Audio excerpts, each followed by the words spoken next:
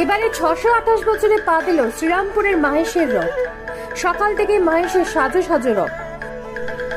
মাহেশের রথ দেখতে আসতেন শ্রীরামকৃষ্ণের সারদমা গিরিশচন্দ্র ঘোষ, রবীন্দ্রনাথ ঠাকুর। আগে ছিল কাঠের রথ। লোহার রথ তৈরি হয় 136 বছর আগে।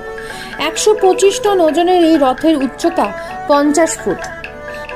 কথিত আছে ধ্রুবানন্দ ব্রহ্মচারী নামক এক সন্ন্যাসীকে পুরীর পাণ্ডারা জগন্নাথ দেবকে ভোগ নিবেদন করতে দেননি।